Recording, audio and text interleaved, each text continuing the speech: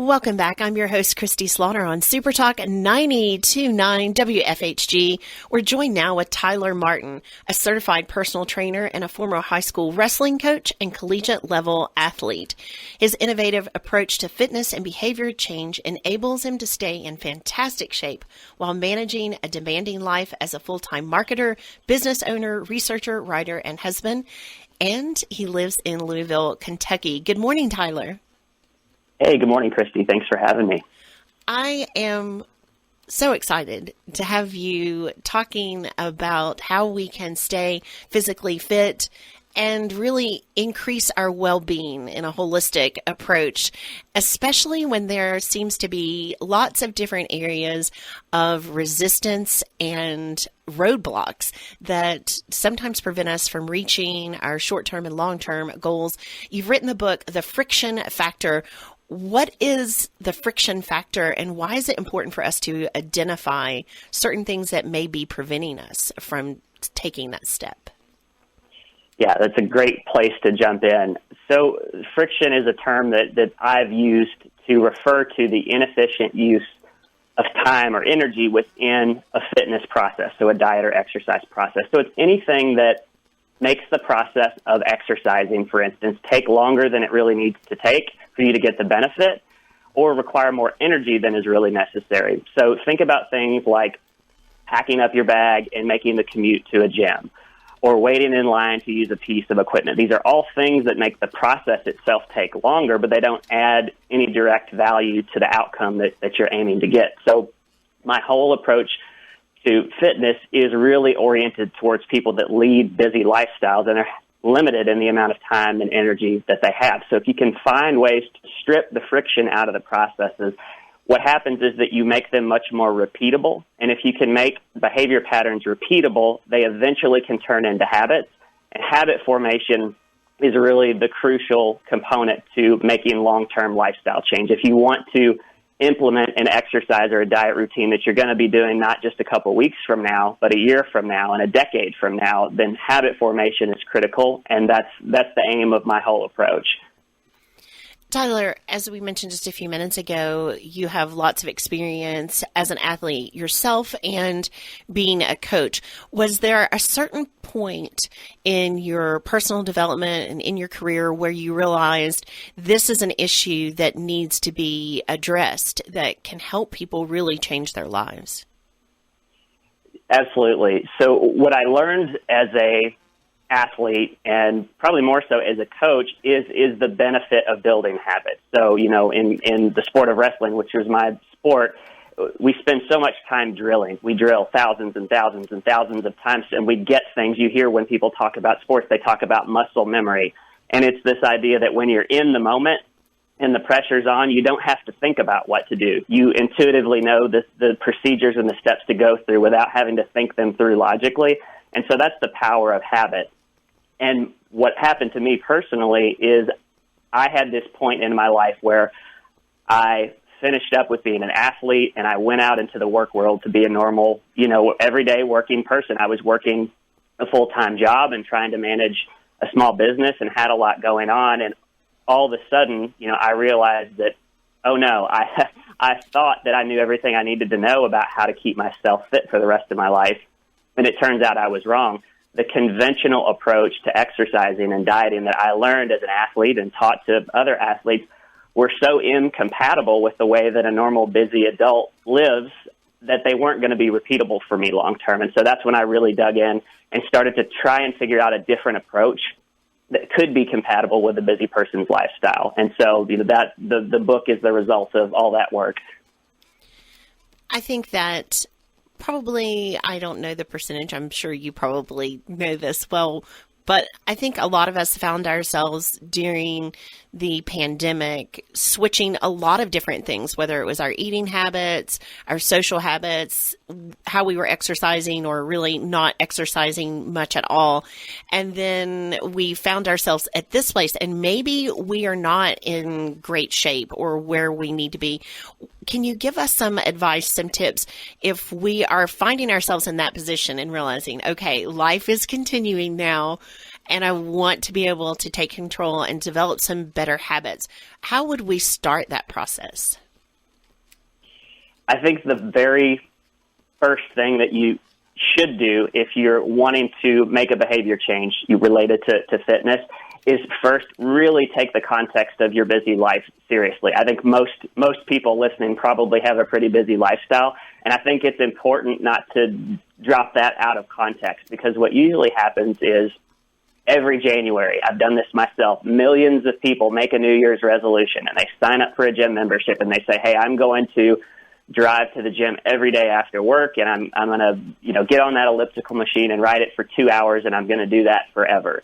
And the data shows that 80% of those people stop going to the gym consistently within 6 weeks and are ready to give up on that commitment that they made. So I think it's much more important to think about what is going to be repeatable for me in the beginning. What do I have the bandwidth for? If the answer to that is just 5 minutes of exercise on a daily basis, that's a great place to start. You can build a habit around even just a short daily bout of exercise. And over time, as that starts to feel more automatic and it starts to feel easy, like, tying your shoes or brushing your teeth, you're going to be more likely to go back and revisit that commitment and build on it over the course of time once things start to get easier. Tyler, I'm not sure if this is unique to me or if you found this working with your clients and students that you've coached and things like that, but it seems like once I develop that habit, that routine, I'm doing well. But if I skip a day, then a day becomes another day, and then it's really easy to get out of the habit. But it takes a lot for me to get motivated to get back into that habit again. Is that something that's normal for some people? Absolutely. So if you really get into the science of how habits work, every habit has a cue. So there's something that triggers the initiation of the habit. And then once the cue has taken place, then you've got a list of steps, a procedure that you go through to execute whatever that habit happens to be, right? So when things disrupt that cue, when you no longer have the cue as a routine part of your day, or you purposefully miss the cue because you've skipped the day or you've taken some time off, it starts to get more difficult to, reinitiate that process, because I kind of say a habit is like a campfire. It's much easier to let the campfire die down, but keep that flame alive, even if you've just got sticks and twigs, rather than letting it go out and having to start over again from, just wood that is not on fire yet. So my approach is that, if you're overwhelmed and you're like, hey, I can't get in my 20-minute workout, for instance, today, do a 2-minute workout, do a 5-minute workout. Just the fact of getting in the motion of initiating that behavior, even if you don't have time to do complete the process, you're going to be better off in the long run. And we can get into it, but this is why I really recommend for busy people short daily bouts of exercise versus the more traditional approach, which is doing longer workouts 3 to 5 times a week. When you don't allow yourself to have these gaps between the behaviors, it's going to be much easier to repeat that and not allow the habit to go cold. Okay, excellent advice, Tyler. I'm just playing through all of the scenarios in my mind and people that I've worked with, things that have come up, potential roadblocks and things like that. So let's assume that we have not been physically active. We haven't set that habit yet for physical fitness or for the dietary changes that we want to. And in our mind, we tell ourselves, I know that I should get up and walk today because it's a beautiful day. It's going to serve my mental health and my physical and emotional health. But we just don't feel motivated to do that. And yet we kind of beat ourselves up that we're not doing it. How do we get motivated to make those changes?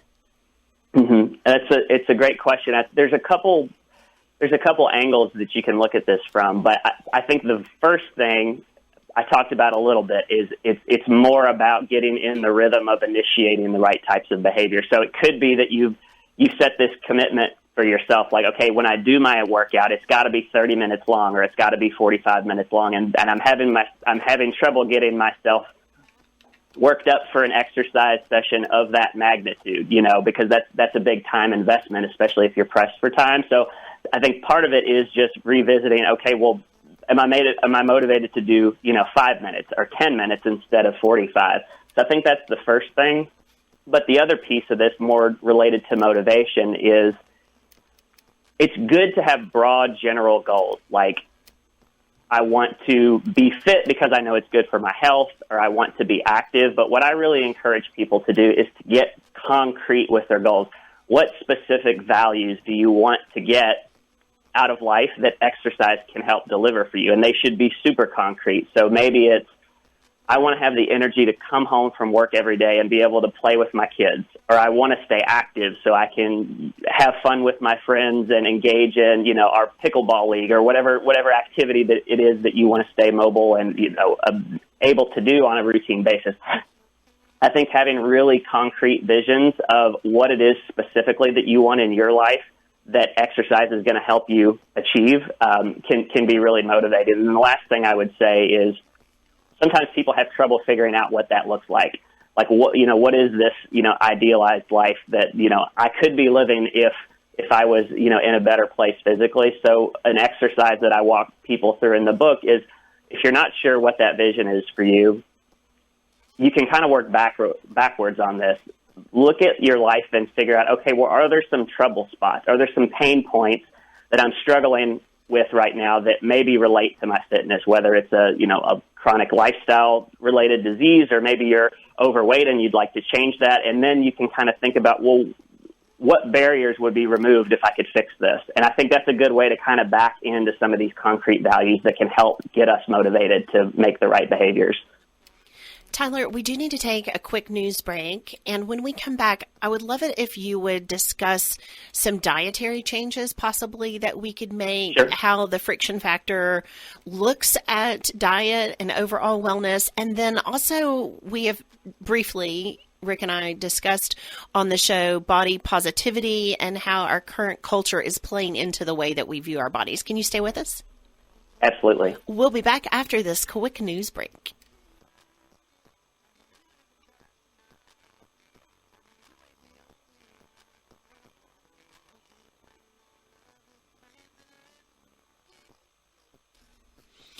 Over 75% of Americans want to be more physically fit, but only about 3% of them succeed. I'm your host, Kristi Slaughter, on Super Talk 92.9 WFHG. If you're just joining the conversation, we're speaking with Tyler Martin with Friction Factor Fitness. For more information on the topics today, you can visit the website at frictionfactorfitness.com. Thanks for staying with us, Tyler. You bet. Before the news break, I posed a couple different questions. One was about diet and how we can choose foods that, as you had mentioned before, help us to have long-term success, form new habits. One of the things I love, I had seen a quote that said, "Thou shalt not do 10 chin-ups," or "Thou shalt do 10 chin-ups and eat keto," but that's not the way that Friction Factor works. You have a different approach. What is your approach to helping us develop some new healthy habits? When it comes to nutrition specifically, I really don't recommend a specific style of eating or type of diet. We hear about all of these different, fads and trends when there's some merit to many of them. I mean, we hear about, you mentioned keto, and there's the Mediterranean diet and the caveman diet and paleo, and all these things come and go. And what I really recommend for people is, in the long run, the diet that is best for each individual person is one that helps move them down the track closer to their goal. And it's the type of diet that they can stick with over the course of time. And so I'm much more focused on helping people design meal plans on their own and select foods that they're going to be comfortable eating on a routine basis, but that are going to allow them to make progress. And so, my purpose is always to help out the busy person who's short on time and energy. And so I think the challenge for most people when it comes to nutrition who live a busy lifestyle is that we constantly find ourselves in these situations where I've got 15 or 20 minutes to get a meal in and move on to the next thing on my to-do list.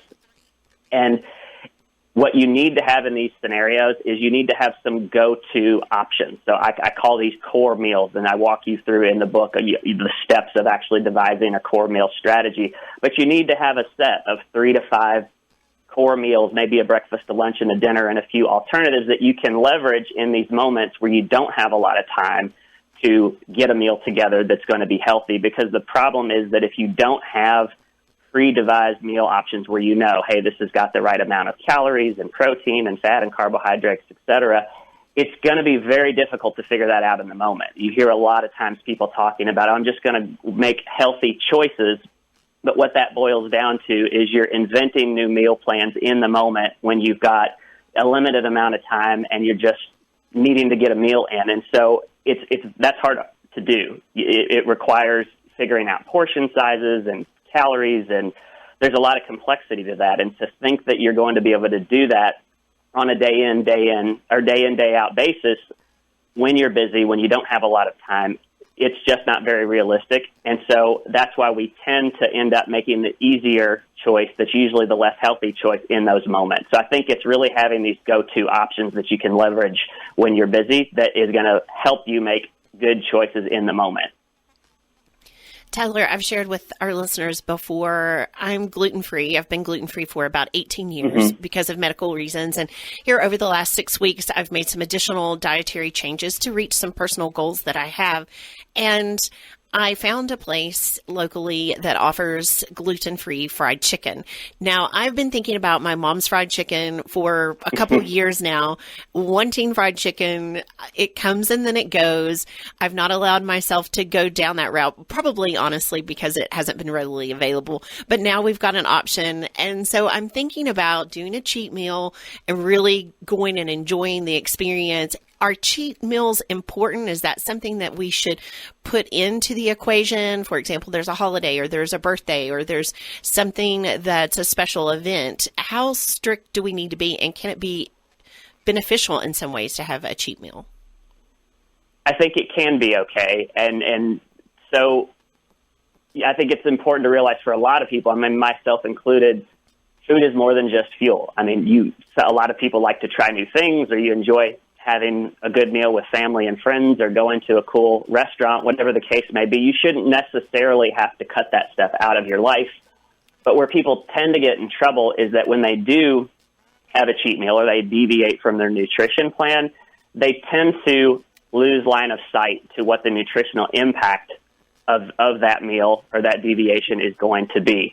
And generally, if you do this once a week, for instance, it's probably not going to have a very significant impact. So if you know, hey, I see friends and family usually on Friday or Saturday, you can kind of earmark that meal, that this is the day that I'm probably going to go off the wagon and have a cheat meal. And you can even plan in advance for when this happens. So, for instance, if I'm going to my niece's birthday party, I'm going to pull out my phone ahead of time and open my nutrition app and look up pizza, cake, and ice cream and see, okay, that's 1,000 calories. And I know, well, you have to eat 3,500 additional calories a week to gain a pound of fat, more than your body requires for maintenance. And so, that one cheat meal is not going to have a very significant impact. So maybe I'll go ahead and have the meal. But where people get into trouble is that if you're doing these deviations multiple times a week, 5, 6, 7 times, and you're not keeping track of what the impact of those meals are going to be, you, in a lot of cases, are creating a big headwind for yourself. And if you have a goal like to lose weight or reduce body fat, it's going to be very difficult to make any progress, because it's not realistic to think that you're going to be able to exercise your way out of the hole that you've dug for yourself. So it's really about how frequently is this happening. Tyler, again, this is just a personal experience, and I'm wondering if other people maybe have experienced something like this, or you've seen it. Let's say I go ahead, I've done really well, adhered to my program, and then I have that cheat day or that cheat meal. It seems to be that I find myself craving more of that cheat kind of food. So I have to be really strict and immediately get back on my plan, or it becomes a second day or a third day. Is there something physiological, biological that happens, or is it psychological when we eat something that normally we wouldn't eat, like pizza or ice cream, and then our body seems to crave it? Or they go, let's say, and have popcorn and a soda at the movies, and then the next day they're craving that type of food again? That's a good question. So I do know that there is a pretty profound psychological component to this. So we talked a little bit earlier in the interview about about habits and about cues. And so what's really interesting about habits is that habits never actually go away. They just kind of go dormant if you stop feeding them. So, you see this like for people that are doing alcohol treatment, for instance. If you're an alcoholic, you just stop drinking. But if you ever have another drink again, that is, for a lot of people, that is that cue to reinitiate that behavior pattern. And so if you've built a new, healthier behavior pattern for yourself, like eating a nutritious diet plan, and you're sticking to that most of the time, those old bad eating patterns are still there. And so, in a sense, when you cue those behavior patterns to turn back on by having that Coke or going to have that popcorn at the movie, there's a strong chance you're going to that's the cue to reactivate that behavior pattern, and there might be a strong psychological impulse to continue to do it. So that is an area where you have to be careful, because habits never actually go away. They just kind of go dormant, if that makes sense. I'm glad that you mentioned that. I do think that becoming conscious of the food that we eat and the choices that we make. A couple weeks ago, it was just an emotional day for me. I was just processing some different things, and I was grocery shopping, and I had not had like chips and salsa or anything like that in several weeks. And I walked down an aisle, and there's a bag of tortilla chips, and I realized that at one point I thought, I just want to take that bag off of the shelf and just eat it. Like in the grocery store, bag in the cart. And then I just kind of talked myself through it. I thought, this is an emotional day. I'm just processing some things. And it gave me more awareness of how food is connected to our thoughts, to our emotions. And so I just reminded myself, my body doesn't actually need this. This is just a coping mechanism that I've used in the past. And then I just kept walking. And so it gave me a lot more insight to me and why I choose the behaviors that I do. You mind if I build on that really quick? That would be great. So you talked about the emotional response, and I think that's actually an important thing to look at, because if you look at where actually do emotions come from, it's usually a habitualized response to some conclusion that we've made in the past. So at some point in the past, we made a decision whether or not, it was a fully thought out decision. A lot of times we make, decisions and they kind of become habitual without us really thinking them through. But we make a choice to start doing something, and we do it repetitively. And before you know it, it's turned into a pattern. It's turned into a habit. And emotions are just a response. It's an automated response to this decision that you've made in the past. And so I think that's what you were kind of describing. Hey, it was a coping mechanism that I've used in the past to have the chips or whatever the case may be. I think it's also important to recognize that you can develop new emotional responses to, better conclusions, better decisions, but it takes time to do that as well. So if you can stick with the healthy food choices in this case for long enough, that's a conscious choice that you've made, but eventually your emotions will start to catch up to that thinking. And so you talked about, hey, I had to stop and rationally explain to myself why I should be doing this. But over the course of time, you will also have a strong emotional response that can build up as a part of that thinking, because it's become a pattern as well. You're inspiring, Tyler. Thank you. Before I let you go this morning, I could probably keep you on here for hours and pick your brain and learn new ways to be able to tampen down some of that resistance and develop some new habits. But let's quickly talk about the current culture that we're living in and the expectations maybe that society, or that we even put on ourselves, to have this ideal image of what we see. And now information is so readily available online that I think it can cause us maybe to develop some thought patterns that aren't beneficial to us and where we currently are. How important is body positivity? And do you have a couple tips for us this morning, how we can look at wherever we are in a positive way and yet set those short-term and long-term goals? Yeah, absolutely. This is a hot topic and in the cultural discussion, I know. And I think what's really important to think about when you're on the issue of body positivity is to say, where is the standard coming from? When I talk about, should I be positive or negative about something? Well, what's the standard by which I'm making this judgment? Is it a culture? Has culture decided this is what I'm supposed to look like, and so I'm judging based off that standard? Or is the standard whatever I want it to be? And I don't think the answer is yes to either one of those.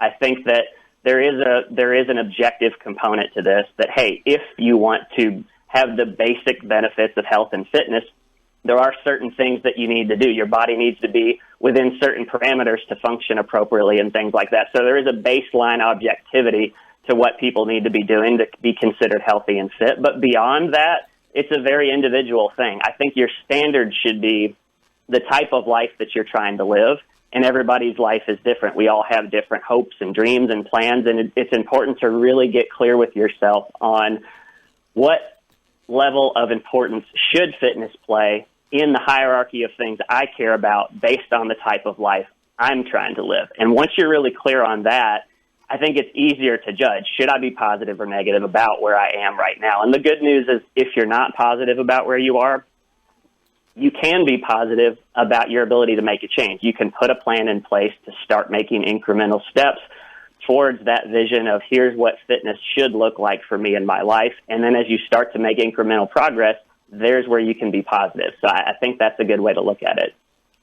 Thank you so much for being with us this morning. Congratulations on the new book, Tyler Martin, The Friction Factor, The Busy Person's Guide to Sustainable Diet and Exercise. If you don't mind, Tyler, give us your website and how people can learn more with this program and what your concept is.